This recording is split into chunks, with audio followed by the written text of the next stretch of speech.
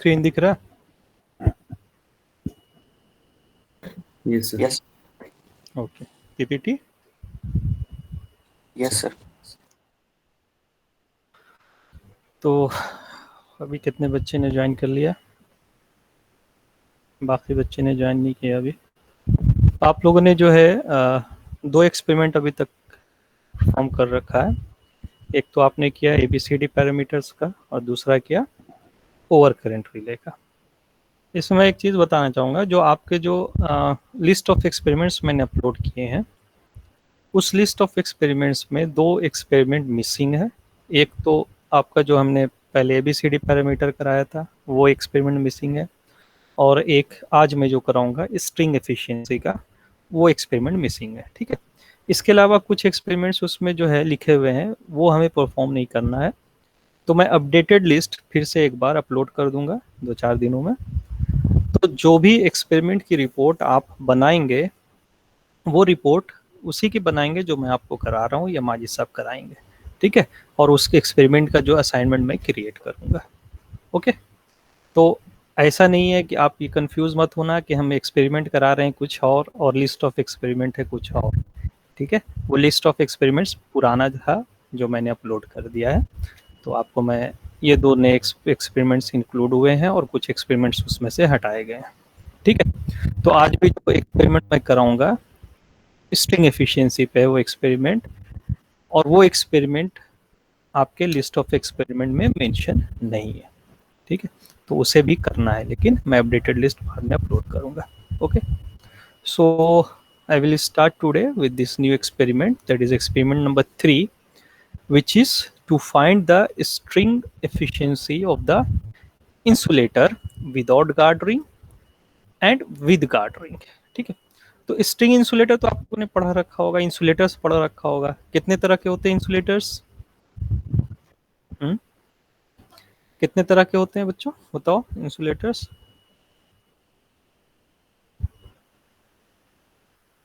आदित्य, आदित्य प्रकाश,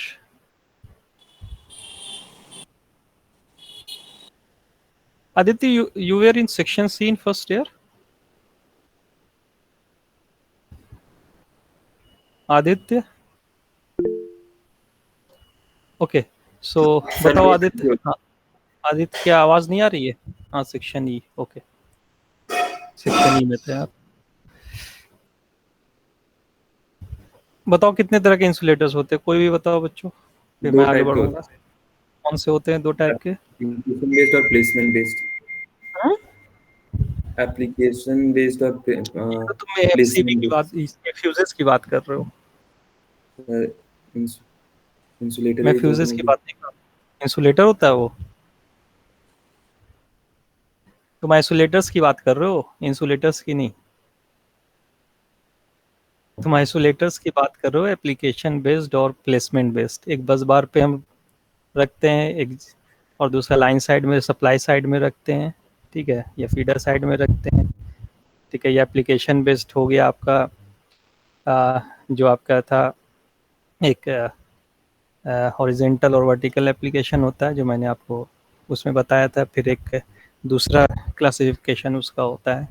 ठीक है, तो double break, single break, mid break, ये सारे थे। ये आइसोलेटर्स का होता है बेटे, इंसुलेटर अलग होता है। इंसुलेटर होता क्या है ये बताओ। अब तो इंसुलेटर और आइसोलेटर में ही आप लोग कंफ्यूज हो गए हैं। बताओ, कोई भी बताओ, इंसुलेटर होता क्या है?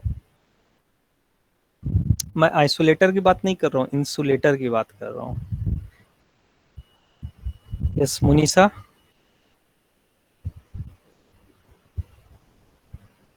मुनीसा बताओ।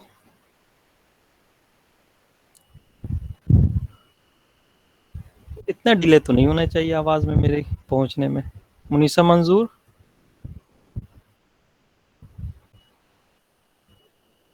अल्तमश। Yes sir. हाँ मुनीसा बताओ, इंसुलेटर क्या होता है मुनीसा? सर इंसुलेटर जो इलेक्ट्रिसिटी को पास नहीं होने देता, मतलब जिसमें रेजिस्टेंस बहुत ज्यादा होती है, लाइक ऑपोजिट डिस्टेंस ज्यादा कंडक्टर्स। अच्छा, और कोई बता सकता है क्या होता है इंसुलेटर?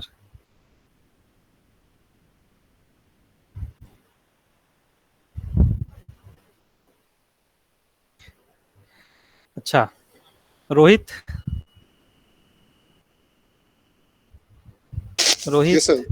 हाँ रोहित, बताओ इंसुलेटर क्या होता है? सर जो इलेक्ट्रिक करंट को pass करने देता है। It will not allow the flow of current through it, यही है ना सिंपल सर। सा डेफिनेशन इंसुलेटर का। और आइसोलेटर क्या होता है?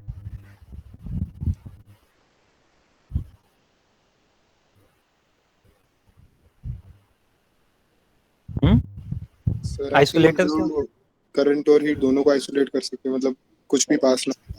थिंक की क्या बात है, मैं तो ये पढ़ा चुका हूँ आपको, इसमें सोचने की बात ही नहीं। आप कंफर्म इसे बताएं क्या होता है। आइसोलेटर्स तो पढ़ चुके हो ना फर्स्ट यूनिट में, फ्यूजेज, आइसोलेटर्स, एमसीबीज, ये सारी चीज़ें तो मैं बता रखा हूँ, इसमें कंफ्यूज होने की बात नहीं। मैं इसलिए बोल रहा हूँ क्योंकि अभी किसी ने इंसुलेटर मैंने पूछा तो वो आइसोलेटर के बारे में बता रहा है, ठीक है। मैंने टाइप्स ऑफ इंसुलेटर पूछा तो किसी ने मुझे अभी आइसोलेटर्स के बारे में, टाइप्स उसके बारे में बताने लगे। तो इसलिए आप लोग इंसुलेटर और आइसोलेटर में कंफ्यूज ना हो। Isolator is to break the circuit or to isolate a certain part of the section from the other sections. That is your isolator. Insulator is the thing that or the device that will not allow the flow of electricity through it. This is insulator. तो power system में जो हम insulators use करते हैं वो कितने तरह के होते हैं, उसके टाइप्स कौन कौन से हैं, ये सब पढ़ चुके हैं आप लोग, फोर्थ सेमेस्टर में पढ़ चुके हैं टाइप्स ऑफ इंसुलेटर्स। जब आपने ट्रांसमिशन लाइन पढ़ा होगा, डिफरेंट ट्रांसमिशन लाइंस, उसके बाद यही सब चीज़ें आई होंगी, टाइप्स ऑफ इंसुलेटर्स, सैग, ये सब चीज़ें आई होंगी। तो टाइप्स ऑफ इंसुलेटर्स क्या है, बोलो क़याम अशरफ,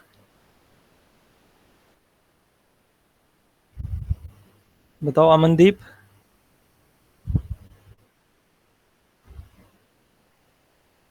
अमनदीप बताओ कितने तरह के इंसुलेटर्स होते हैं पावर सिस्टम में जब आप स्टडी करते हैं तो? आप लोगों को याद है या सब भूल गए? कोई इतना डिले नहीं करो, इतना देर नहीं करो, आप लोग इतना रिप्लाई करने में इतना टाइम लगा देते हो। कोई एक मैं नाम लेकर पूछूं तब भी नहीं आप लोग रिप्लाई करते हो, बिना नाम लेकर पूछता हूँ तो भी नहीं रिप्लाई करते हो। तो वन साइडेड कम्युनिकेशन सिर्फ चल रहा है, मैं ही बोलता हूँ, आप लोग बस सुनते रहते हो, वो भी नहीं करते होगे। जाहिर सी बात है कि माइक ऑफ कर देते होगे, वीडियो ऑफ कर दिया, साइड में मोबाइल रख दिया और उसके बाद आराम से जो काम करना हो वो करते रहो। ठीक है सर, बोलते रहेंगे, कोई मतलब नहीं है। खैर कोई बात नहीं, नुकसान आपका है, मेरा नहीं है नुकसान इसमें। लेकिन जो अगर सुन रहे हैं वो तो एटलीस्ट रिप्लाई करो। ये सब के सब ऐसे ही काम कर रहे हो तुम लोग।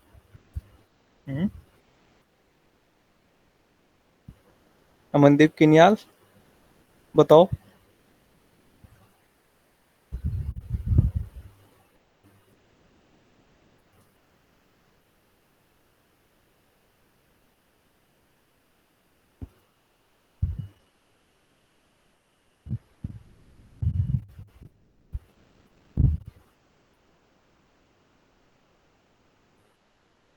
चलो आज मैं सिर्फ पूछता ही हूँ, आज कुछ बताऊंगा नहीं। तुम लोगों को पता चलना चाहिए कि क्या क्या पढ़ा रखे हो तुम लोग, ठीक है। आयुष चौरसिया, आवाज आ रही है मेरी? Ayush, yes sir. आयुष बताओ कितने तरह के इंसुलेटर्स होते हैं?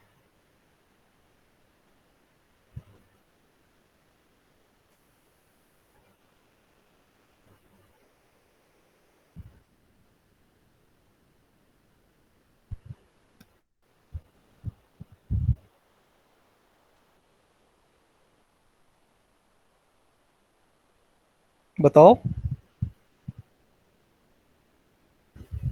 गायब क्वेश्चन पूछो, गायब। ध्रुव, यस सर। कितने तरह के इंसुलेटर्स होते हैं? ट्रांसमिशन लाइन में सर 5 टाइप है कौन कौन से होते हैं? सर। एक तो पिन था, suspension hmm, and sir strain था सर, बाकी के 2 याद। हम्म, सर एक पिन था, सस्पेंशन और स्ट्रेन हाँ ठीक। और सर और बाकी रिवाइज करना पड़ेगा। बाकी रिवाइज करना पड़ेगा सर। रिवाइज करना पड़ेगा। चलो और बताओ एहतेशाम अशरफ, तुम बताओ कितने तरह के इंसुलेटर होते हैं ट्रांसमिशन लाइन में जो आप यूज करते हैं? कौन कौन से 5 टाइप्स? ठीक है ठीक है।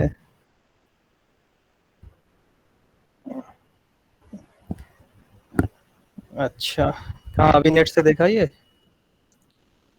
क्योंकि नेट पे ये 5 तरह का ही दिखाएगा आपको, समझे? लेकिन बुक में पढ़ेंगे तो आपको 3 तरह का ही दिखेगा। हाँ काशिफ बताओ। Yes sir.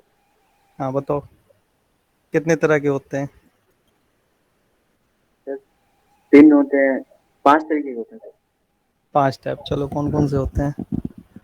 पिन होता है और पिन, सस्पेंशन, स्ट्रेन, हाँ हम्म। शैकल और डिस्क। अच्छा तुमने भी देखा अभी? नेट पे देख के बता रहे हो? सर एक बार रिवाइज करो। नहीं नहीं रिवाइज की बात नहीं है, एक्सेप्ट कर लो, कोई ऐसी बात नहीं है, मैं इस पे थोड़ी मार्क्स दे रहा हूँ। तो मैं पूछ रहा हूँ हाँ या ना बोलो, नेट पे चेक करके बता रहे हो या तुम्हें याद था? नहीं सर, चेक करके ही बताया। हाँ नेट से, क्योंकि नेट पे जब आप देखोगे ना तो यही दिखाएगा, पिन टाइप, स्ट्रेन टाइप और आपका सस्पेंशन टाइप, 3 देखा, 3 और इसके अलावा शैकल टाइप और जो आप कह रहे हैं। लेकिन जब आप पढ़ोगे बुक में तो ये शैकल टाइप और जो दूसरा है वो दोनों इसी जो पिन और आप सस्पेंशन की बात करते हो उन्हीं में से एक का टाइप है, ठीक है? बेसिकली हमारे पास 3 ही टाइप का होता है, वो होता है पिन टाइप, सस्पेंशन टाइप और स्ट्रेन टाइप, ठीक है? ये 3 ही होते हैं। अब पिन टाइप कहाँ पे यूज करते हैं? मोहम्मद यूसुफ बताओ तुम, कहाँ पे यूज करते हैं पिन टाइप को? सर नहीं नहीं पता? अच्छा मुनीसा मंजूर तुम बताओ कहाँ यूज करते हैं?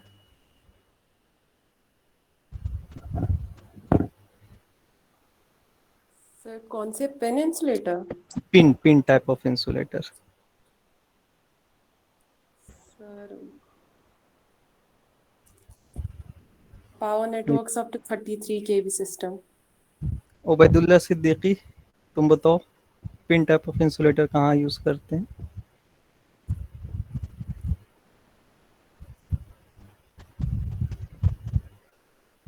Exit, okay. राजीव कुमार आप बताइए।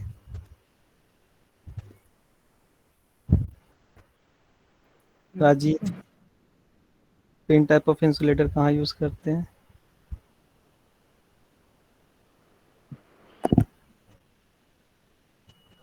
सर पावर डिस्ट्रीब्यूशन में। हाँ पावर डिस्ट्रीब्यूशन में करते हैं, ठीक है। और तो फिर क्लासिफाई क्यों करते हैं हम पिन टाइप, स्ट्रेन टाइप और सस्पेंशन टाइप? हम इसको यूज कर सकते हैं सस्पेंशन टाइप को पावर डिस्ट्रीब्यूशन में।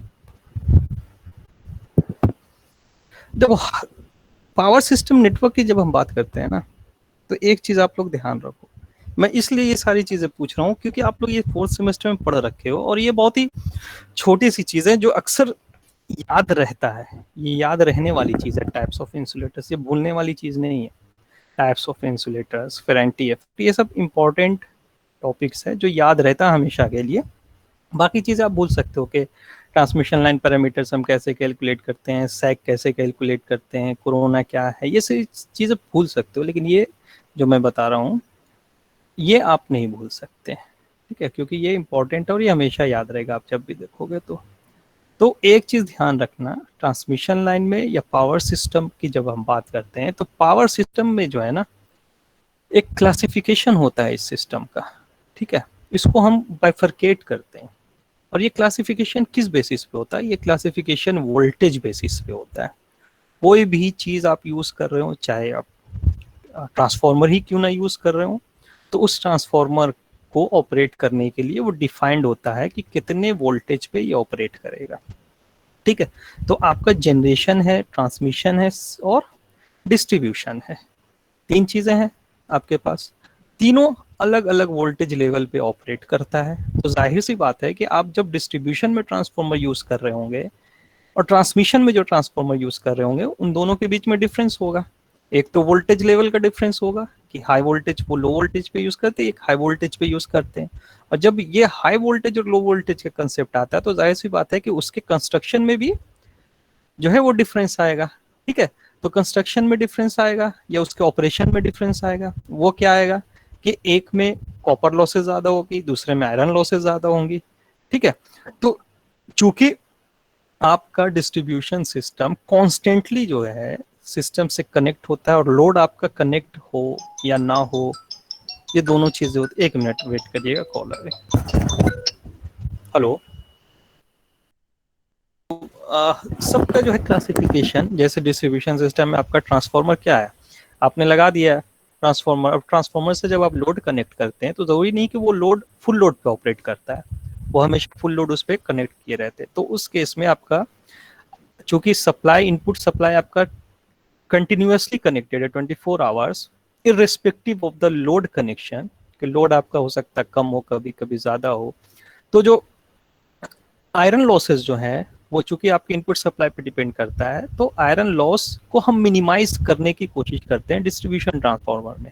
ठीक है, और जब यही ट्रांसमिशन सिस्टम में आएंगे तो वहां पे कॉपर लॉस मिनिमाइज करने के लिए हम कोशिश करते हैं। तो इनके कंस्ट्रक्शन में इस तरह का डिफरेंस आता है। तो इसलिए मैं ये बता रहा हूँ कि जब आप पावर सिस्टम की बात करते हैं तो ये voltage level is very important. All the system operation and devices classifications are based on the voltage level.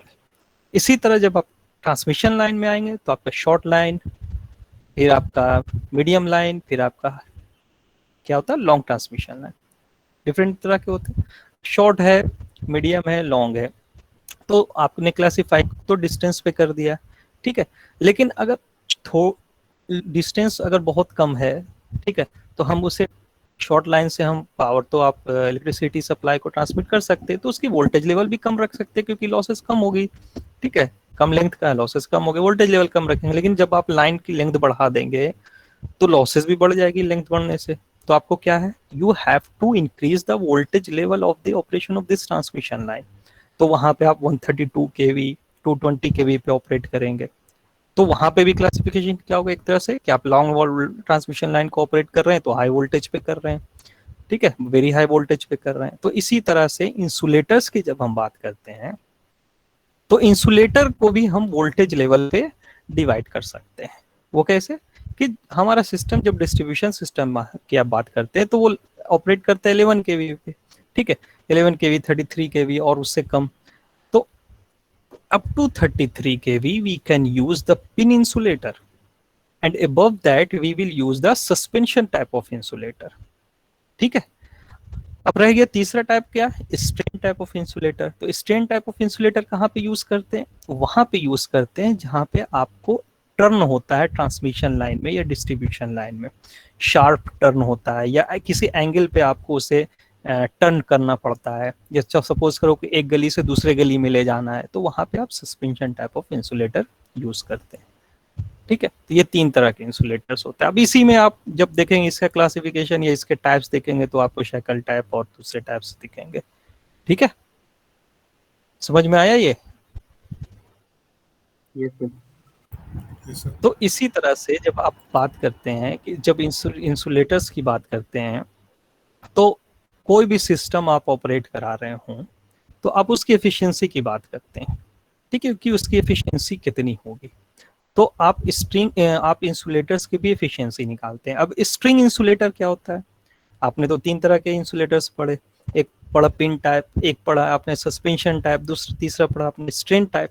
ये चौथे तरह के कहाँ से आ गया स्ट्रिंग इंसुलेटर।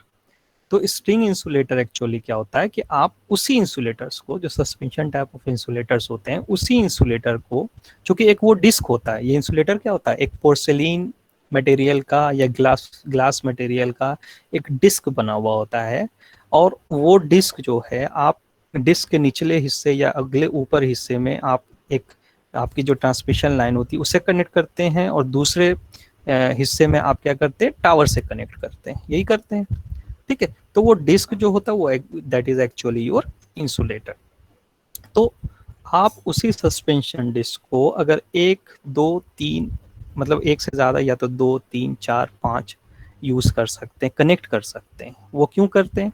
क्योंकि आपने जो एक डिस्क बनाया इंसुलेटर डिस्क सस्पेंशन टाइप या पिन टाइप, तो वो एक ही वोल्टेज लेवल पे ऑपरेट कर सकता है ना।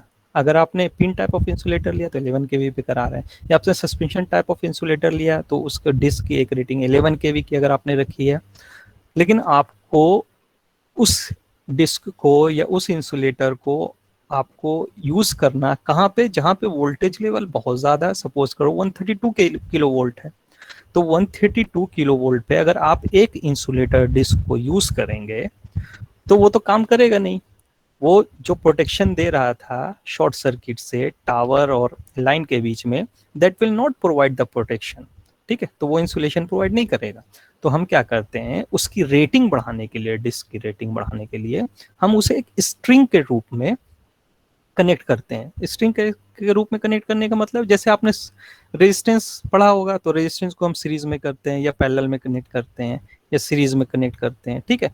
कैपेसिटर को सीरीज में करते हैं, ठीक है, या पैरेलल में करते हैं। इसी तरह से इंसुलेटर को हम एक कनेक्ट करते हैं आपस में, एक सीरीज ऑफ इंसुलेटर्स बनाते हैं, इंसुलेटर डिस्क, जिसको हम कहते हैं स्ट्रिंग इंसुलेटर, ठीक है। तो उसका मेरे ख्याल से आप लोगों ने देखा होगा। मैं अभी आपको दिखा रहा हूँ इसका फोटो भी, तो आपको ज़्यादा अच्छे से समझ में आएगा।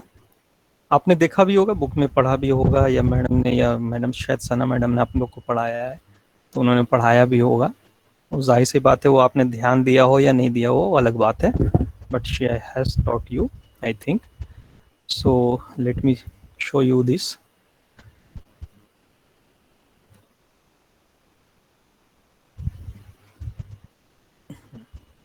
देखो, मैं ये दो इमेज आपको दिखा रहा हूँ। एक इमेज ये दिख रहा है आपको,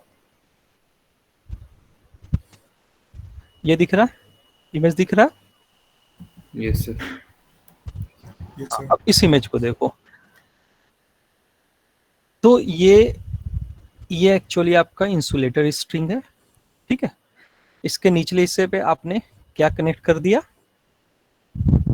ये क्या है, this is your transmission line, okay. So you have connected this transmission line here and this is your tower. तो एक दूसरे हिस्से पे आपने टावर से इसको कनेक्ट कर दिया। तो ये इंसुलेटर क्या कर रहा है, देखो ट्रांसमिशन लाइन है, तो ट्रांसमिशन लाइन में आप जो है वायर यूज कर रहे हो, दैट वायर हैज वेट। तो एक स्पेसिफिक डिस्टेंस के बाद, वो इस डिस्टेंस डिपेंड करता है कितना होगा, जनरली 300 मीटर्स, 250 मीटर या 400 मीटर होता है, वो हम कैलकुलेट करते हैं।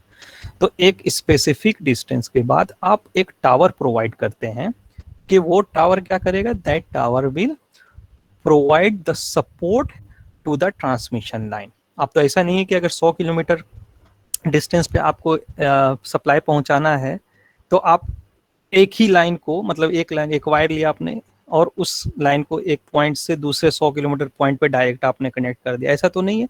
That you have to provide the support, क्योंकि उसका वायर का वेट रहेगा, वेट की वजह से वो गिर जाएगा, ठीक है, उसमें सैग ज़्यादा आ जाएगा। तो आपको क्या होता है कि एक सपोर्ट प्रोवाइड करना होता है, and that support is provided with the help of this tower. Now this tower is connected to the ground, तो ये ग्राउंड पोटेंशियल पे होता है। अगर आप ये वायर को आप डायरेक्टली इस पे तो कनेक्ट कर नहीं सकते हैं, शॉर्ट सर्किट हो जाएगा, ठीक है, टावर ये पूरा जल जाएगा, इतने हाई वोल्टेज पे आप ऑपरेट कर रहे हो, that will be very dangerous, ठीक है, तो वो फिजिबल भी नहीं है। So you need to provide the insulation between this tower and the transmission line, and that is provided with the help of this insulator, ठीक है। तो अगर ये 11 केवी पे होता या 33 केवी पे, तो हम एक इंसुलेटर डिस्क लगा लेते, 2 लगा लेते, 3 लगा देते उसके वोल्टेज लेवल पे। लेकिन चूंकि हमारे पास ये हाई वोल्टेज पे हम करा रहे हैं, सपोज करो 132 या 220 केवी वोल्ट पे, तो हम ये देखो, ये डिस्क जो दिख रहा है, ये सिंगल डिस्क, ठीक है, इसी तरह के डिस्क को लेके हम आपस में कनेक्ट कर देते हैं और एक स्ट्रिंग बना देते हैं, that is called as your insulator string, okay. अब ये देखो यहाँ पे ये different types of insulator strings है। यहाँ पे दूसरा इमेज दिख रहा है आप लोगों को, ठीक है। अब देखो ये 1 2 3 4 5 5 इंसुलेटर डिस्क आपस में लगा के एक इंसुलेटर स्ट्रिंग बनाया गया, यहाँ पे 3 लगाकर बनाया गया, यहाँ 2 को पैरेलल में कनेक्ट कर दिया गया है, ठीक है। इसी तरह ये सिंगल इंसुलेटर डिस्क है, ओके। तो इस तरह के इसके कनेक्शंस होते हैं।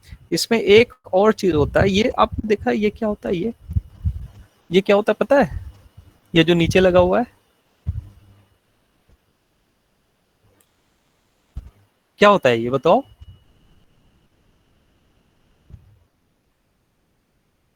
आवाज आ रही है मेरी या नहीं आ रही, बताओ बच्चों। आवाज तो आ रही है ना? Yes sir. हाँ, तो अरे कहाँ चला गया, हाँ ये क्या होता है, ये जो ये लगे हुए हैं, ये दिख रहा है जो मेरे कर्सर दिख रहा है आपको? सर आप इमेज को थोड़ा सा बड़ा कर दीजिए, जैसे दिखने में। अच्छा बड़ा करूँ यार, ये इमेज शायद इतना ही बड़ा ही आ रहा है, मैं फिर भी यहाँ से आ जाएगा शायद, देखता हूँ। ये तो लेंस ही लगा दिया, गूगल लेंस।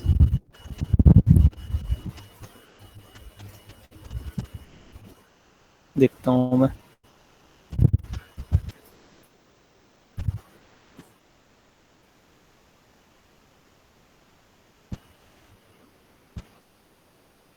पता नहीं फुल इमेज आ ही नहीं रहा, आपको नहीं दिख रहा? आप बड़ा नहीं कर सकते अपने एंड पे? सर जो डेस्कटॉप पे आप वो नहीं अपने कर पाएंगे। हाँ ये क्या है, ये जो ये इंसुलेटर स्ट्रिंग तो दिख रहा है ना, स्ट्रिंग दिख रहा है, इस स्ट्रिंग के दोनों साइड में ये देखो ये लगे हुए हैं, ठीक है। ये क्या होता है, ये भी पढ़ा होगा आई थिंक आप लोगों ने, पढ़ा या नहीं पढ़ा है? नहीं पढ़ा? याद नहीं है सर। अच्छा चलो मैं बताता हूँ, ठीक है, कोई बात नहीं, याद नहीं हो सकती चीजें, बहुत सारी चीजें, तो इतना इतनी छोटी सी चीज है तो शायद याद ना हो। डैम्पर्स का नाम सुना है आप लोगों ने? देखो प्रॉब्लम इसलिए हो रही है क्योंकि आपने बुक से नहीं पढ़ा है, ठीक है। मैडम ने भी पता नहीं पढ़ाया है कि नहीं डैम्पर्स को, मुझे नहीं पता है, क्योंकि एक बार बुक अगर आप देखते तो इंसुलेटर्स के जस्ट बाद ये डैम्पर्स पढ़ाए जाते हैं, ठीक है। ये होता है डैम्पर्स, इसे कहते हैं हम डैम्पर्स, ठीक है। डैम्पर्स किस लिए प्रोवाइड होता है कि आप देखो ये वायर है, ये डैम्पर थोड़ा वेटेड होता है, ठीक है। तो ये वायर जो है हमेशा क्या है, ऑसिलेट करता रहता है। तो इसको ऑसिलेशंस से को कम करने के लिए हम क्या करते हैं, क्योंकि ये स्ट्रिंग जो है, ये स्ट्रिंग क्या है, ये लटका हुआ स्ट्रिंग है, ये वायर का कुछ वेट होगा तो ये क्या होगा, हिलता रहेगा, ये स्ट्रिंग हवा चलती रहेगी तो ये क्या होगा, आपका इस इंसुलेटर स्ट्रिंग हिलता रहेगा, वायर भी आपकी हिलती रहेगी। तो उस ऑसिलेशंस को कम करने के लिए ये डैम्पर्स हम दोनों साइड में लगाते हैं, जिसका कुछ वेट होता है ताकि ये स्टेबल रहे, ओके, इसलिए हम लगाते हैं। तो इसको कहते हैं हम डैम्पर्स। अब ये डैम्पर्स बहुत तरह के तरीके के होते हैं, ठीक है। दूसरा अगर देखो इस स्ट्रिंग इंसुलेटर का कनेक्शन देखो इस तरह से भी होता है, 2 पैरेलल में लगा देते हैं, इसकी रेटिंग और बढ़ा देते हैं, ठीक है। ये डिफरेंट मटेरियल्स का होता है, एक तो आपको मैंने बताया पोर्सेलिन का होता है, ये ग्लास टाइप का है, ठीक है। और ये एक दिख रहा है जो ये आजकल नया चल रहा है, ये स्ट्रिंग इंसुलेटर, ये रबर मटेरियल का कुछ बना होता है, तो ये आजकल नया ज़्यादा यूज़ हो रहा है। इसकी रेटिंग जो है, ये कैपेबिलिटी जो है वो ज़्यादा होती है, ठीक है। अब ये स्ट्रिंग इंसुलेटर को दूसरा अगर आप डायग्राम देखो तो देखो कैसे कनेक्ट कर रखा है, दिस इज योर टावर, और ये टावर से इसको हम कहते हैं क्रॉस आर्म, ये इसको कहते हैं क्रॉस आर्म। तो ये क्रॉस आर्म भी आपका अर्थ पोटेंशियल पे है, ये भी आपका अर्थ पोटेंशियल पे है, ठीक है। ये यहाँ पे हम कंडक्टर जो ट्रांसमिशन लाइन वायर होता है यहाँ कनेक्ट करते हैं। अब यहाँ पे क्या है, 3 डिस्क है आपके, इन तीनों डिस्क को आपने कनेक्ट कर रखा है, स्ट्रिंग बना रखा है। तो ये तो मेटेलिक पार्ट हो गया आपका ऊपर में, ये आपका इंसुलेटर हो गया, फिर मेटेलिक पार्ट हो गया, फिर इंसुलेटर हो गया, फिर मेटेलिक पार्ट हो गया, फिर इंसुलेटर हो गया। तो एक मेटेलिक पार्ट, दूसरा मेटेलिक पार्ट और बीच में इंसुलेटर है, तो वो किस तरह बिहेव कर रहा है, किस तरह बिहेव करेगा, कैपेसिटर की तरह बिहेव करेगा, ठीक है। कैपेसिटर में क्या होता है, 2 प्लेट्स होते हैं, बीच में आपने एक डाइलेक्ट्रिक मीडियम लगा दिया, so that will become your capacitor. तो ये एक कैपेसिटर की तरह बिहेव करता है। तो हम इस पूरे सिस्टम को अगर सिमुलेट करना चाहे एक इलेक्ट्रिकल डायग्राम से, तो हम इससे सिमुलेट कर सकते हैं। ये सब आपने पढ़ा होगा स्ट्रिंग एफिशिएंसी निकालने के लिए, मैं फिर से आपको रिवाइज करा दे रहा हूँ, मैंने पिछले बैच अभी जो ग्रुप में कराया था ये सब रिवाइज नहीं कराया, तो मुझे ये लग रहा है आप लोगों को पता नहीं है, चीज़ें बहुत भूल गए हैं। तो यहाँ पे ये देखो, यहाँ पे आपने कंडक्टर कनेक्ट किया, ठीक है, ये इलेक्ट्रिकल डायग्राम आपने इसके इक्विवेलेंट बनाया, तो ये कंडक्टर कनेक्ट किया, यहाँ पे आपका ये डिस्क के करस्पॉन्डिंग ये कैपेसिटर हो गया, फिर ये 2 कैपेसिटर हो गया, 3 कैपेसिटर हो गया। अभी इसको आप भूल जाए, इसकी मैं बात नहीं कर रहा हूँ। तो ये 3 आपने इंसुलेटर डिस्क लगा दिए, ये आपका इंसुलेटर स्ट्रिंग बन गया। ठीक है, यहाँ पे आपने कनेक्ट कर दिया कंडक्टर और वायर को, जो ट्रांसमिशन लाइन है, और ये आपका क्रॉस आर्म है जो अर्थ पोटेंशियल पे है, ये सारा अर्थ पोटेंशियल पे है। अब क्या हो रहा है कि ये तो मेटेलिक लिंक है, ये अर्थ पोटेंशियल पे है। ठीक है, ये इन दोनों के बीच में क्या है, इन दोनों के बीच में क्या है, एयर मीडियम है। तो ये भी एक तरह का कैपेसिटेंस फॉर्म करेगा जिसको हम स्ट्रे कैपेसिटेंस कहते हैं। ठीक है, ये तो आपका एक कैपेसिटेंस फॉर्म कर रहा है जिसको इंसुलेटर कैपेसिटेंस है, और ये इसको हम कहते हैं स्ट्रे कैपेसिटेंस। ठीक है, and due to this stray capacitance the efficiency of this string insulator decreases. ठीक है, इस स्ट्रे, क्योंकि ये एक्स्ट्रा है, and this stray capacitance is undesirable, ये हमेशा स्ट्रे कैपेसिटेंस अनडिजायरेबल होता है।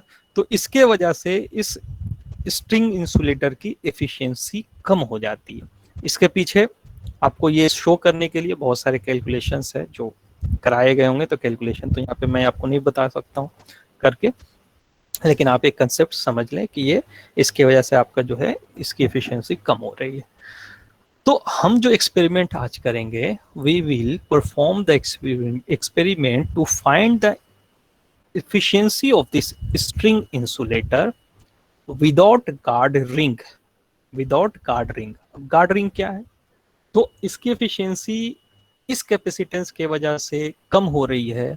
तो इस कैपेसिटेंस को अगर हम नलिफाई कर दें, ठीक है, या मतलब इसके इफेक्ट को हम काउंटर कर दे या पोस्ट कर दे, तो इसकी एफिशिएंसी बढ़ जाएगी, बढ़ जाएगी। ठीक है, तो इसकी एफिशिएंसी बढ़ाने के लिए स्ट्रिंग की हमारे पास 2-3 मेथड्स हैं। वो कौन कौन से मेथड है? एक मेथड तो ये हो गया कि आप अगर ये क्रॉस आर्म की लेंथ बढ़ा दें, ठीक है, ये लेंथ बढ़ा दे क्रॉस आर्म की, तो क्या होगा कि ये कैपेसिटेंस की वैल्यू कम हो जाएगी। ठीक है, तो इसका इफेक्ट क्या हो जाएगा, कम हो जाएगा, तो स्ट्रिंग की एफिशिएंसी आपकी बढ़ जाएगी। एक मेथड तो ये हो गया। दूसरा मेथड क्या हो गया कि अगर हम इस, देखो यहाँ पे जो है कंडक्टर लगा रखा है आपने, तो ये जो वोल्टेज इस पिन और इस कंडक्टर के बीच में होगा, वो वोल्टेज क्या होगा, ज्यादा होगा। ठीक है, मतलब ये वोल्टेज V3 जो भी है, V1 V2 V3, तो ये V3 इसकी मैग्नीट्यूड ज्यादा होगी इसके रेस्पेक्ट में, इसके रेस्पेक्ट में। ठीक है, फिर इसकी मैग्नीट्यूड ज्यादा होगी इसके रेस्पेक्ट में। तो हम कैपेसिटेंस ग्रेडिंग या जो आप इंसुलेटर डिस्क लगा रहे हैं इसकी रेटिंग अगर डिफरेंट ले लें, जो कंडक्टर के पास है उसकी रेटिंग ज्यादा ले लें, फिर उसके बाद कम ले, फिर उसके बाद कम ले, तो आपका क्या होगा कि वो इफेक्ट, ये वाला भी इफेक्ट नलिफाई होगा और एफिशिएंसी स्ट्रिंग की बढ़ जाएगी। ये दूसरा मेथड है। तीसरा मेथड जो जनरली यूज होता है, क्योंकि आप क्रॉस आर्म की लेंथ एक सर्टेन लेंथ से ज्यादा नहीं बढ़ा सकते हैं, क्योंकि इसकी लिमिटेशंस होती है, इसके अपने वेट होते हैं, ये गिर जाएगा।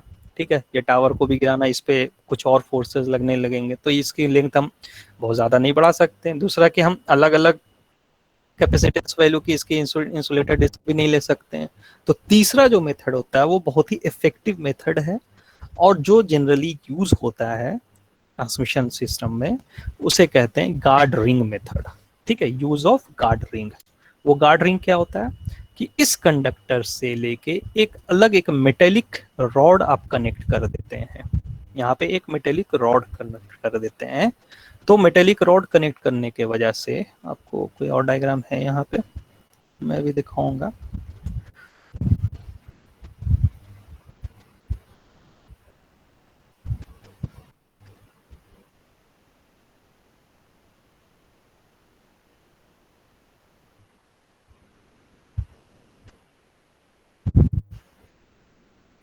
चलो, मुझे मिल नहीं रहा। ठीक है, तो यहाँ पे एक इस कंडक्टर से कनेक्ट करते एक मेटेलिक रॉड।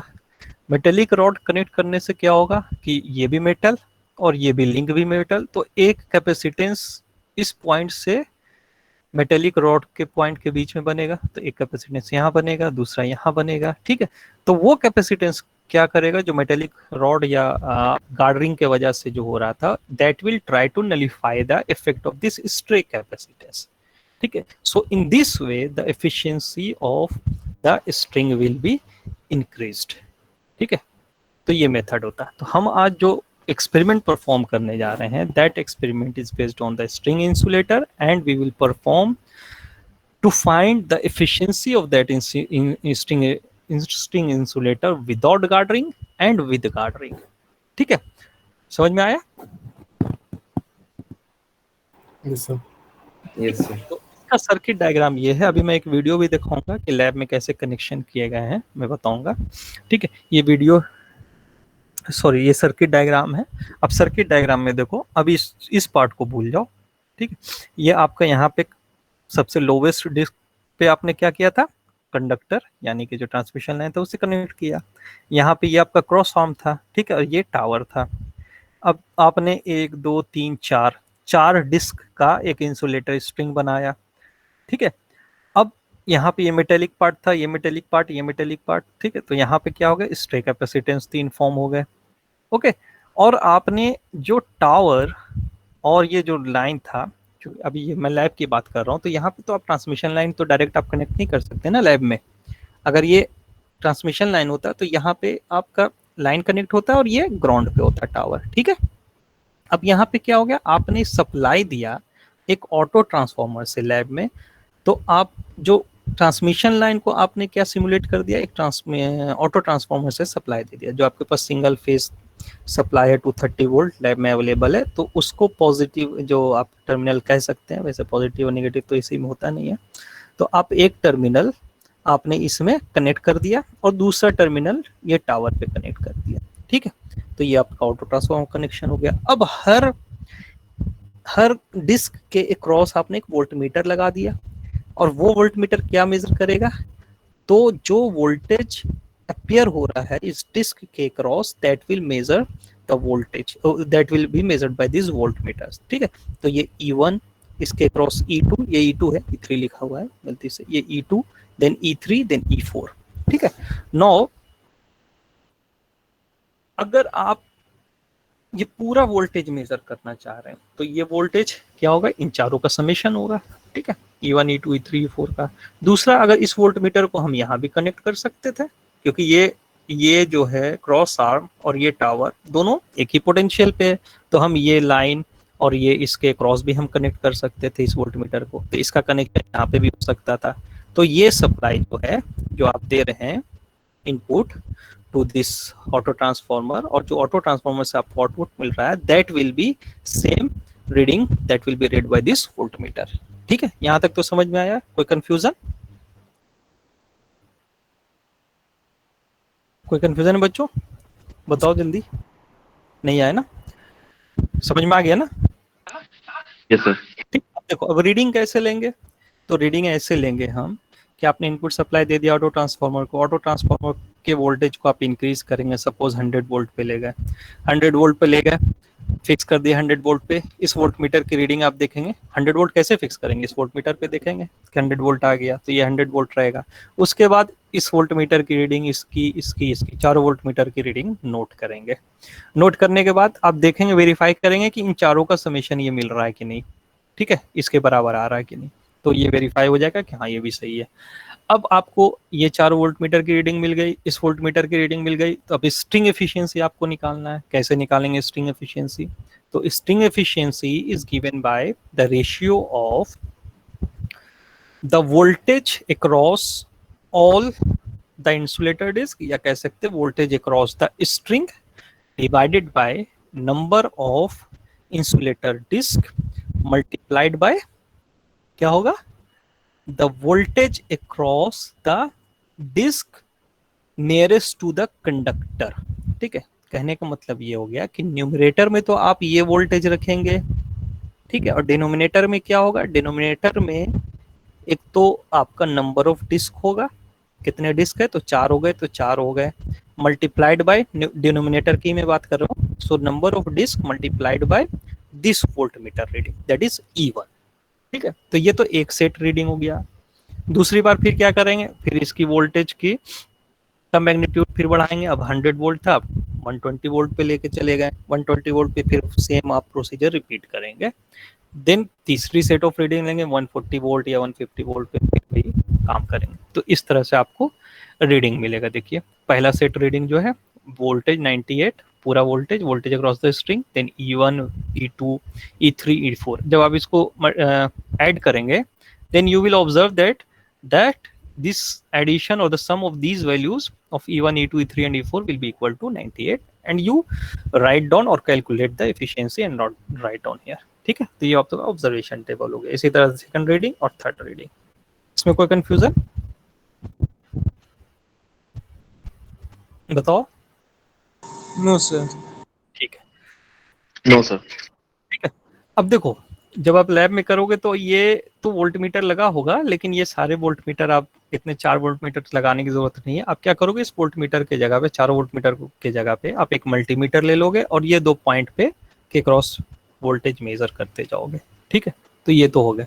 अब दूसरा सेम प्रोसीजर हम फॉलो करेंगे कब, जब हम गार्ड रिंग को कनेक्ट करेंगे। तो अब देखो गार्ड रिंग के कनेक्शन में कैसे हो गया सर्किट डायग्राम, ये हो गया circuit diagram. You have connected this guard ring here, ठीक है, guard ring hair.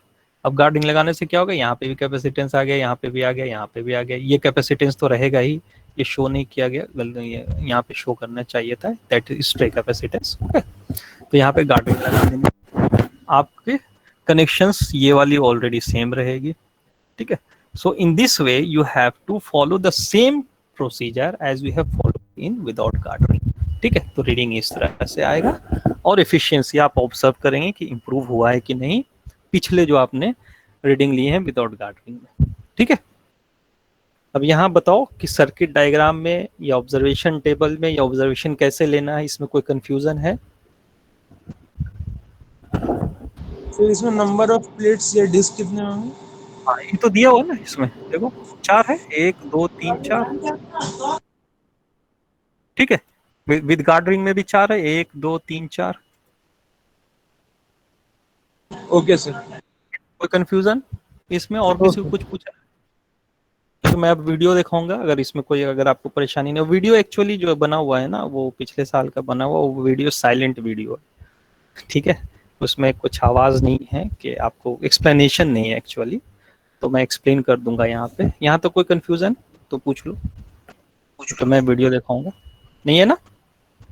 Okay okay, no problem, I will show you the video now.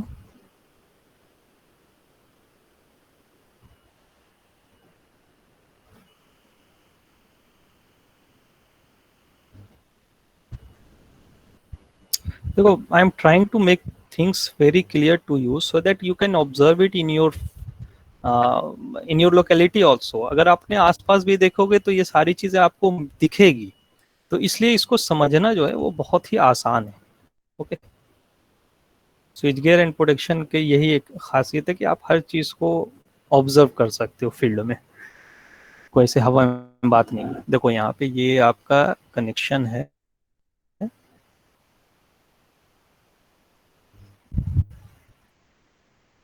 Actually मैं इससे पहले दूसरा दिखाता हूँ, रुक जाओ। ये गार्ड रिंग के साथ है, इसने में जो है ना कुछ कंफ्यूजन है, लिख किया है उल्टा। ठीक है,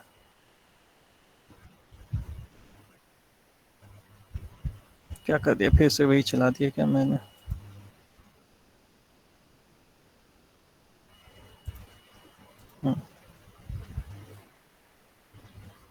हाँ, ये देखो, ये मैं यहाँ पे पॉज कर रहा हूँ, दिख रहा है ये वीडियो, दिख रहा है?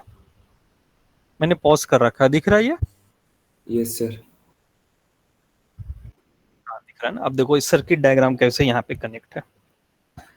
सबसे पहले तो वो मैं बताऊंगा कि इंसुलेटर डिस्क की जगह पे यहाँ पे क्या यूज किया गया है। ठीक है, तो इंसुलेटर डिस्क जो है आपका किस तरह का बना हुआ था? इंसुलेटर डिस्क था, उसके दोनों साइड में मेटेलिक पिन था। ठीक है, यही है ना, मेटेलिक पिन था और बीच में इंसुलेटर डिस्क था। तो यहाँ पे ये जो बना हुआ है ये 1 2 3 4 5 पॉइंट बने हुए हैं। ठीक है, तो ये एक्चुअली योर मेटेलिक लिंक है और इनके बीच में इंसुलेटर डिस्क लगा हुआ है। अब जाहिर सी बात है कि 230 वोल्ट पे आप ऑपरेट करा रहे हैं, तो इंसुलेटर डिस्क को सिमुलेट करना या लगाना यहाँ पे इतना फिजिबल नहीं है, और लैब में भी उसकी साइज भी बढ़ जाएगी। तो उसको सिमुलेट करने के लिए क्या किया गया है कि एक कैपेसिटर ले लिया गया है। ठीक है, कैपेसिटर एक कुछ वैल्यू का ले लिया गया है and that capacitor is actually simulating the insulator disc. तो इंसुलेटर डिस्क मैंने आपको बताया भी क्या होता है। इंसुलेटर डिस्क वो एक्चुअली क्या है कि दो मेटेलिक पिन है, बीच में इंसुलेटर डिस्क लगा हुआ है, तो that is actually like working like a capacitor. और कैपेसिटर से सर्किट डायग्राम में भी आपने देखा कि कैपेसिटर से उसको डिनोट कर रहे हैं, ठीक है। तो यहाँ पे इन दोनों के बीच में ये दो पॉइंट दिख रहा है ना, इन दोनों के बीच में कैपेसिटर लगा हुआ है, इनके बीच में भी कैपेसिटर, इनके बीच में भी, इनके बीच में। तो इस डब्बे में जो है बॉक्स में that capacitor is actually connected between all this points, ठीक है। इंसुलेटर डिस्क के जगह पे कैपेसिटर लगा हुआ है। समझ में आई बात? अब देखो यहाँ पे आपको मैंने बताया था कि ऑटो ट्रांसफार्मर है, वोल्टमीटर है, और ये आपका कैपेसिटर जो इंसुलेटर डिस्क की तरह ऑपरेट कर रहा है वो है इसमें, और ये मल्टीमीटर। तो ऑटो ट्रांसफार्मर से एक पॉइंट मैंने बताया था कि वोल्टमीटर में जाएगा, ठीक है। दूसरा आपका कहाँ जाएगा? तो इसमें जाएगा, ठीक है। और वोल्टमीटर से एक पॉइंट इसमें जाएगा। तो इस तरह से आपने इनपुट सप्लाई यहाँ पे दे दिया, यहाँ पे दे दिया एक्चुअली में। तो ये जैसे आपको कनेक्शंस में दिखाता हूँ, कहाँ गया ये कनेक्शंस, ठीक है। एक तो ऑटो ट्रांसफार्मर का आपने क्या किया, यहाँ लगाया, और दूसरा वोल्टमीटर के दूसरे पॉइंट पे। एक कहाँ लगाया? यहाँ लगाया जो टावर पे था, और दूसरा वोल्टमीटर के दूसरे पॉइंट पे। यहाँ पे भी वही किया गया। ये वो ऑटो ट्रांसफार्मर का आया, कहाँ गया? एक यहाँ गया और एक इस पे गया, फिर दूसरा इसका इस पे गया, फिर एक यहाँ आया, ठीक है। तो ये आपका टावर हो गया, ये आपका लाइन हो गया, यहाँ पे लाइन कनेक्ट हो गया, ठीक है। और ये गार्ड रिंग है, अभी गार्ड रिंग कनेक्टेड नहीं है, इसको हटा दिया गया है। ये वोल्टमीटर, ये मल्टीमीटर है। अब मल्टीमीटर से आप इन दो पॉइंट्स, पहले तो आप वोल्टेज V निकालेंगे। तो V निकालने के लिए क्या, इन दोनों के बीच में ले ले या इनके बीच में ले ले, बात बराबर है। तो इन दोनों के बीच में रीडिंग ले ले या इनके बीच में रीडिंग ले ले, ठीक है, या इनसे इससे देख ले, दोनों सेम होगा, ठीक है, तीनों सेम होगा। तो आप वोल्टमीटर मल्टीमीटर से इस वोल्टमीटर की रीडिंग वेरीफाई कर सकते हैं। अब करेंगे क्या कि इस वोल्टमीटर को 100, ये ऑटो ट्रांसफार्मर को 100 पे सेट करेंगे, यहाँ देखते हुए कि ये 100 वोल्ट पे आया कि नहीं। और ये 100 वोल्ट ये इंसुलेटर स्ट्रिंग के क्रॉस होगा, that will be the voltmeter of V। अब आपने जब 100 वोल्ट पे सेट कर दिया, तो मल्टीमीटर से इन दोनों के बीच में ये जो दिख रहा पिन, इन दोनों के बीच में वोल्टेज मेजर करेंगे, फिर इन दो पिन के बीच में मेजर करेंगे, फिर इन दो पिन के बीच में मेजर करेंगे, ठीक है, ओके। अब इसको मैं प्ले कर रहा हूँ, आगे देखना, उस पर डायग्राम कुछ बना हुआ है बॉक्स पे, वो आपको क्लियर हो जाएगा।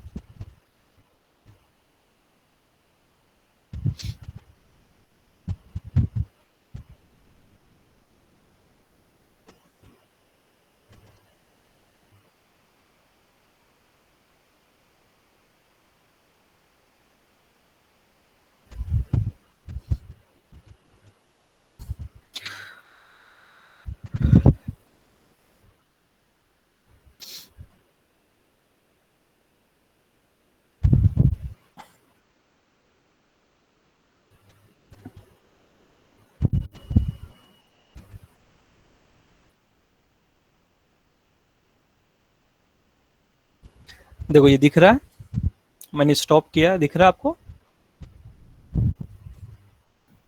यस मैंने सर। वीडियो पॉज किया है, दिख रहा है आपको? Yes sir, yes sir. अब देखो जो आपको मैंने पहले सर्किट डायग्राम दिखाया, उससे पहले मैंने वेबसाइट पे जाके आपको कुछ दिखाए टावर्स और उसमें इंसुलेटर स्ट्रिंग्स जो लगे तो वो दिखाया। अब देखो यहाँ पे जो बॉक्स बना हुआ है उसके बारे में मैं थोड़ा बता देता हूँ कि कैसा दिख रहा है। ये आपके जो मैंने बताया कि ये दो चारों पिंस थे जो इंसुलेटर्स पे लगे हुए थे, और उनके बीच में इंसुलेटर डिस्क लगा हुआ था। देखो यहाँ कैपेसिटर का सिंबल बना हुआ है, यहाँ पे यहाँ पे यहाँ पे। तो ये कैपेसिटर लगे हुए इन दोनों पिन के बीच में, इनके बीच में, इनके बीच में, इनके बीच में। तो कितने लगे हुए हैं? 1 2 3 4 डिस्क हो गए आपके, ठीक है। ये आपका टावर है, देखो सब ग्राउंड पोटेंशियल पे, इसलिए ग्राउंड पोटेंशियल बना हुआ, ये क्रॉस आर्म रिजेंबल कर रहा है, ठीक है। तो ये आपका ब्लैक कलर से ये सारे टावर हो गए, ठीक है, और ये क्रॉस आर्म हो गया। अब इनके बीच में भी कैपेसिटेंस होगा, जाहिर सी बात है, जिसको मैंने स्ट्रे कैपेसिटेंस बताया था। तो ये कैपेसिटर बना से इसको कनेक्ट कर दिया गया है, okay. Then this is your guard ring. Guard ring क्या है? एक्चुअली एक मेटेलिक रॉड था जो कनेक्ट कर दिया गया था। तो ये एक गार्ड रिंग है, और ये गार्ड रिंग की वजह से क्या था, यहाँ पे कैपेसिटेंस फॉर्म हो रहा था। तो एक कैपेसिटेंस, 2 कैपेसिटेंस, 3 कैपेसिटेंस फॉर्म हो रहा है। ठीक है, यहाँ पे भी रहता है, यहाँ पे कैपेसिटेंस फॉर्म हो रहा है तीनों के बीच में। अब अभी तक तो आपने एक्सपेरिमेंट क्या किया, विदाउट गार्डरिंग किया, ठीक है। तो आपने ऑटो ट्रांसफार्मर का एक कनेक्शन यहाँ दे दिया था, दूसरा कनेक्शन यहाँ दे दिया था। ये कनेक्शन आप यहाँ पे भी दे सकते हैं, ये ब्लैक वाला जो कनेक्शन दिख रहा है मल्टीमीटर का और ये इनपुट सप्लाई का, ये आप यहाँ पे भी दे सकते हैं, दोनों बराबर होगा, क्योंकि ये भी एक ही पोटेंशियल पे ये सारा। आप यहाँ भी दे सकते हैं, यहाँ भी दे सकते हैं, यहाँ भी दे सकते हैं, ठीक है। तो कहीं भी रीडिंग लोगे सेम आएगा। अब आप क्या करोगे कि ट्रांसफार्मर 100 वोल्ट पे सेट किया था आपने, ये दोनों वोल्टेज मेजर कर लिया, 100 वोल्ट होगा। अब यहाँ से मल्टीमीटर से मेजर करोगे, 1 2 3 4, तो E1 E2 E3 E4 आपको मिल जाएगा, ठीक। ये तो विदाउट गार्डरिंग हो गया। अब गार्डरिंग के लिए सेम प्रोसीजर आप फॉलो करना है, बस क्या करना है कि इसको और इसको कनेक्ट कर देना है, ठीक है। ये रेड वाला जो दिख रहा है आपको निचला पिन जो है रेड कलर का, इसको और ये ब्लैक कलर का आपको कनेक्ट कर देना है, ठीक है। और ये तो आपस में पहले से कनेक्ट है, तो when you connected it, it will form a guard ring like structure that will have a capacitance between these 2 points, ठीक है, इसके बीच में। अब फिर से सेम प्रोसीजर रिपीट करोगे, 50 वोल्ट 100 वोल्ट 120 वोल्ट 150 वोल्ट पे देखना आप, ठीक है, क्या रीडिंग इसकी आ रही है, और एफिशिएंसी कैलकुलेट करोगे तो आपको एफिशिएंसी को बढ़ा हुआ मिलेगा, ठीक है। So in this way you will perform the experiment. कुछ पूछना है इसमें? और वीडियो प्ले कर दे रहा हूँ, देखो 4 माइक्रोफेरेड का लगा हुआ है, ये भी 4, देखो ये भी 4 माइक्रोफेरेड, ये भी 4 फेरेड के कैपेसिटर।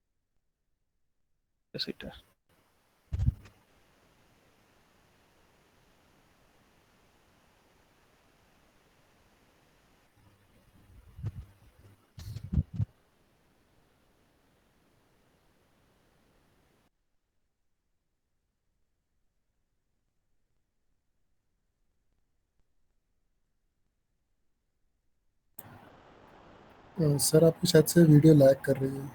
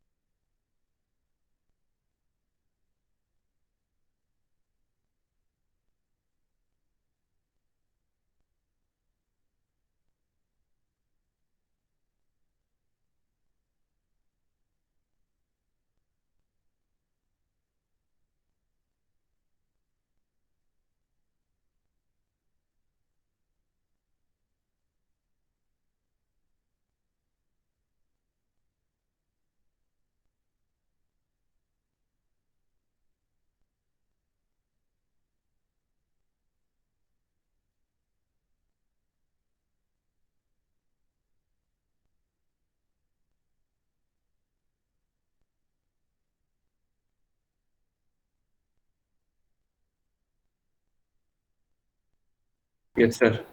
हाँ, ये स्क्रीन पे क्या दिख रहा है अभी आप लोगों को, ये बताइए।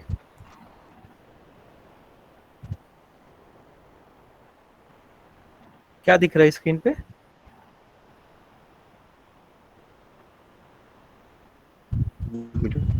Volt meter sir. Volt meter दिख रहा? Yes sir. हाँ, मैं एक चीज बताना चाह रहा था कि अभी आपने वीडियो देखा तो वीडियो में मल्टीमीटर की रीडिंग आपने देखी होगी, ठीक है? तो मल्टीमीटर की रीडिंग कितनी थी? 80 वोल्ट, ऑलमोस्ट 80 वोल्ट के आसपास थी, ठीक है? और यहाँ पे वोल्ट मीटर 40 वोल्ट दिखा रहा है, जबकि दोनों को सेम होना चाहिए था ना, क्योंकि जो वोल्टेज आप ले रहे हो ये क्या है, आपका ऑटो ट्रांसफार्मर के क्रॉस वोल्टेज है 40 वोल्ट, और यही वोल्टेज किसके क्रॉस है? इंसुलेटर स्ट्रिंग के क्रॉस है। तो अभी आप जब वोल्टमीटर से मेजर कर रहे थे वो भी इंसुलेटर स्ट्रिंग वोल्टेज है, और जो आपने मल्टीमीटर से भी किया था वो भी इंसुलेटर स्ट्रिंग वोल्टेज था, लेकिन दोनों की रीडिंग अलग है। यहाँ पे ये 40 वोल्ट शो कर रहा है और वहाँ पे कितना वोल्ट शो कर रहा था? 80 वोल्ट शो कर रहा था। दोनों की रीडिंग तो सेम होनी चाहिए, डिफरेंट क्यों है? बता सकते हो कोई भी?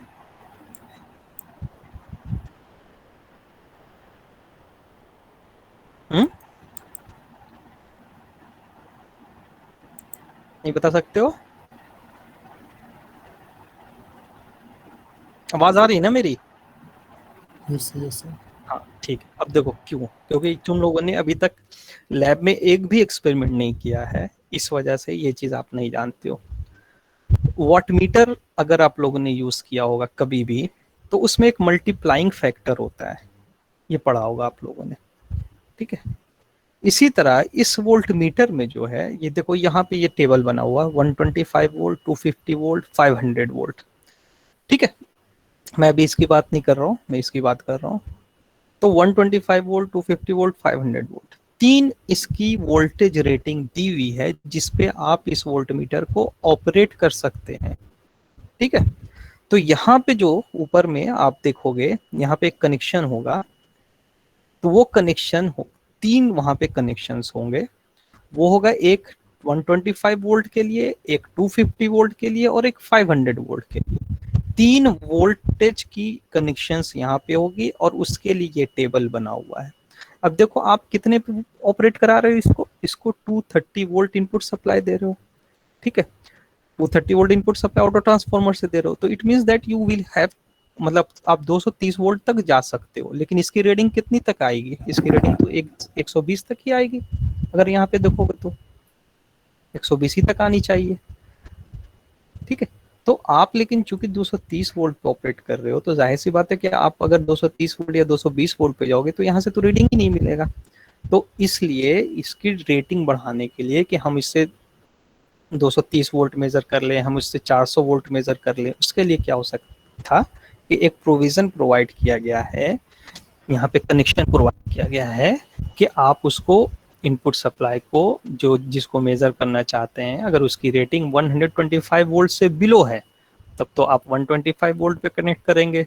उसकी रेटिंग अगर 250 वोल्ट से बिलो है और 125 से ज़्यादा है तो आप 250 पे कर लेंगे। आप अगर 250 से ज़्यादा और 500 से कम है तो 500 पे कर लेंगे, ठीक है? तो चूंकि हम लोग 230 वोल्ट पे ऑपरेट करा रहे हैं सिस्टम को और हम 230 वोल्ट तक जा सकते हैं ऑटो ट्रांसफार्मर से, तो हमने 230 वोल्ट पे कनेक्ट कर रखा है। अब इस 250 वोल्ट पे कनेक्ट कर रखा है, तो इस 250 वोल्ट के करस्पॉन्डिंग आपकी रीडिंग क्या आ रही है? ऑलमोस्ट 40 वोल्ट आ रही है, ठीक है? तो ये 40 वोल्ट और ये करेक्शन फैक्टर है, that is 2। So this 40 volt will be multiplied by 2, you will get 80 volt, ठीक है? तो आपको 80 वोल्ट अब आ गया, जो कि मल्टीमीटर से भी आप जो रीडिंग ले रहे थे वो भी 80 वोल्ट था, और अब इससे भी आप जो आपकी रीडिंग आएगी करेक्शन फैक्टर से मल्टीप्लाई करके वो भी 80 वोल्ट आएगी। तो ये एक इम्पॉर्टेंट चीज था जो आप लोग को जानना चाहिए। मैं मिस कर गया था फर्स्ट ग्रुप को, मैं नहीं बता पाया, तो अगर उनको आप चाहें तो बता सकते हैं, ठीक है? समझ में आ गया? Yes sir. Yes sir. Okay. बाकी तो सारी चीज़ें वैसे ही है और इसमें कुछ जानने की ज़रूरत नहीं है, तो मैं ये वीडियो तो बंद कर रहा हूँ, ठीक है? अब इसमें कुछ पूछना है आप लोगों को तो मुझसे पूछ लो, मैं अपनी तरफ से मैंने सारी चीजें इससे रिलेटेड जो भी हो सकता था मैंने बता दिया। अगर आपको कुछ पूछना है तो पूछ लो। You want to ask anything if you want to ask related to this subject you can ask me.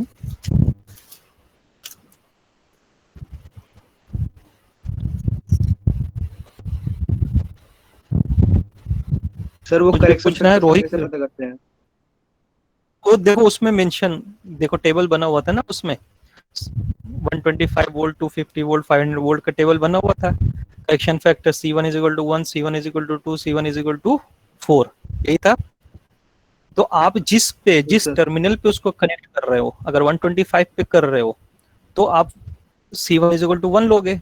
अगर आप 250 वोल्ट पे कर रहे हो तो C1 = 2, यानी मल्टीप्लाइंग फैक्टर है वो, उससे मल्टीप्लाई करोगे। और अगर 500 वोल्ट पे आपने कनेक्ट किया है तो आप, अगर देखो सेम आप 250 वोल्ट पे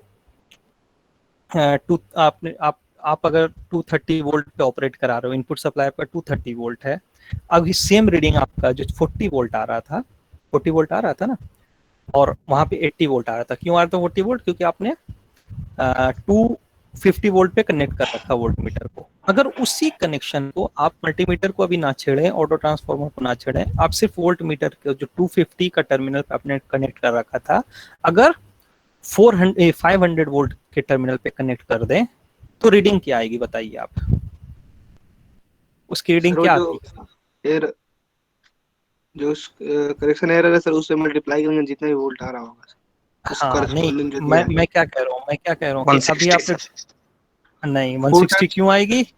26.6 4। अब देखो तो क्या बता रीडिंग कितना आ रहा है? मैं वोल्ट मीटर की रीडिंग पूछ रहा हूँ कितनी आनी चाहिए। अगर मैं अभी सब कुछ, आपने कुछ चेंज नहीं किया है, सब कुछ सेम था। अभी वोल्ट मीटर की रीडिंग आपकी 40 आ रही थी, मल्टीमीटर में जो आपको आ रहा था वो 40 आ रहा था, ठीक है। मल्टीमीटर में क्या आ रहा था? 80 आ रहा था। आपने 250 वोल्ट पे वोल्ट मीटर को कनेक्ट कर रखा था, यही सिनेरियो था। अब आपने बस वोल्ट मीटर का जो 250 पे कनेक्ट कर रखा था, आपने उसको निकाल के 500 वोल्ट पे कनेक्ट कर दिया वोल्ट मीटर को, ठीक है। अब वोल्ट मीटर कितना 20 करेगा? 26.6 क्यों करेगा? 3 से 3 होगा ना सर? 3 था करेक्शन फैक्टर। देखो 4 होगा करेक्शन फैक्टर, मुझे भी ध्यान नहीं आ रहा सर। 4 है ना, 160 होगा ना सर? हाँ तो 20 होगा ना, 60 क्यों होगा? जी सर, मुझे लगा 3 है। क्योंकि अब देखो आपको तो चाहिए 80 वोल्ट ही ना, आपको तो 80 वोल्ट ही मिलना चाहिए जो मल्टीमीटर में मिल रहा था। लेकिन आपने क्या किया कि वो 250 वोल्ट से हटा के आपने 500 वोल्ट पे कर दिया। तो पहले तो आपको 40 वोल्ट मिल रहा था, अब उसको 2 से मल्टीप्लाई कर रहे थे तो आपको 80 मिलता। अब आपने चूंकि 500 वोल्ट पे कर दिया तो मल्टीप्लाइंग फैक्टर आपकी 4 हो जा रही है, लेकिन रीडिंग आपकी तो 80 वोल्ट आनी चाहिए।